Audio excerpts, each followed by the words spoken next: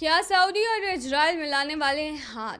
Netanyahu ने दिए हैं बड़े संकेत। नमस्कार, स्वागत है आपका हमारे चैनल डेली सऊदी न्यूज पर। खबर शुरू करने से पहले जरूरी जानकारी आपको दे दें कि अगर आप सऊदी में फंस गए हैं, वहां पर नियोक्ता आपको छोड़ नहीं रहा है, आप अपने देश वापस लौटना चाहते हैं, तो ऐसे में आपको पता नहीं है कि आप क्या करें, तो बता दें कि आप घबराएं नहीं। नीचे दिए हुए कॉन्टैक्ट नंबर पे आप कॉन्टैक्ट कर सकते हैं।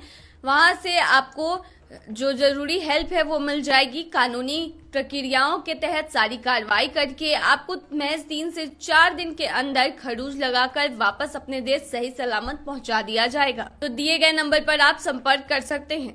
देखिए, हमास के राजनीतिक प्रमुख इस्माइल हानिया की हत्या के बाद शिया मुसलमान देश ईरान और इजराइल में युद्ध जैसे हालात है। अमेरिकी सूत्रों का कहना है कि ईरान अगले 3 दिनों में इजराइल पर भीषण हमला करने वाला है और हमला कर सकता है।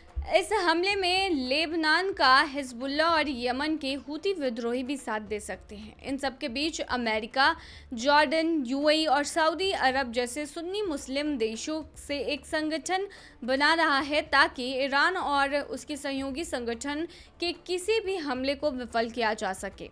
हमास के 7 अक्टूबर के हमले से पहले इजराइल और सऊदी अरब के बीच रिश्तों को पहली बार सामान्य बनाने पर लगभग सहमति बन गई थी, लेकिन अब वह खटाई में चली गई है। इजरायली मीडिया के मुताबिक अब नेतन्याहू ईरान तनाव को देखते हुए सऊदी अरब के साथ रिश्तों को सामान्य बनाने की प्रक्रिया को अमेरिकी के चुनाव तक स्थगित करना चाहते हैं। इजराइल के N12 टीवी की रिपोर्ट के मुताबिक इजरायली प्रधानमंत्री चाहते हैं कि नवंबर में अमेरिका के चुनाव परिणाम आने तक सऊदी अरब के साथ रिश्ते को सामान्य करने की प्रक्रिया को स्थगित कर दिया जाए। नेतन्याहू को डर सता रहा है कि ईरान के साथ युद्ध छिड़ सकता है और अमेरिका की सीनेट में सऊदी डील को मंजूरी मिलेगी या नहीं, ये कहना मुश्किल है।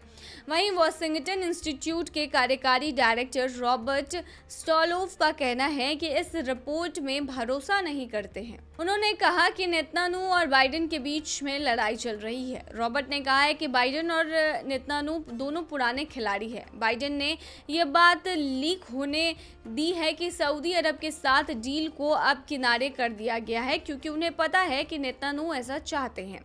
बाइडेन ने नेतन्याहू पर दबाव बनाने के लिए ये किया है। वहीं नेतन्याहू ने खुद ही सऊदी की डील को किनारे करके बाइडेन को संदेश दिया है कि उन्हें दबाया नहीं जा सकता है। नेतन्याहू का मुख्य लक्ष्य सऊदी अरब के साथ इजराइल के सामान्य रिश्ते था और सत्ता में आने के बाद उन्होंने पूरी ताकत लगा दी थी। इससे पहले बाइडेन और नेतन्याहू सऊदी अरब के साथ 3 हिस्से वाले समझौते की ओर आगे बढ़ रहे थे, जिसे हमास ने हमले कर पटरी से उतार दिया। इसमें सऊदी अरब और अमेरिका के बीच सुरक्षा समझौता भी शामिल था। इसके अलावा इजराइल सऊदी अरब के बीच रिश्ते सामान्य बनाना और फिलिस्तीन देश के लिए रास्ता साफ करना था। बाइडेन प्रशासन को यह भरोसा था कि गाजा में बंधक संकट को खत्म करके और सीज फायर डील से एक बार फिर सऊदी अरब के साथ रिश्ते को सामान्य बनाने के लिए डील को एक बार फिर से आगे बढ़ाया जा सकेगा। सऊदी अरब के साथ रक्षा समझौते को अमेरिका के सीनेट से मंजूरी मिलना जरूरी होगा, लेकिन इसके लिए रिपब्लिकन पार्टी के सपोर्ट की जरूरत होगी।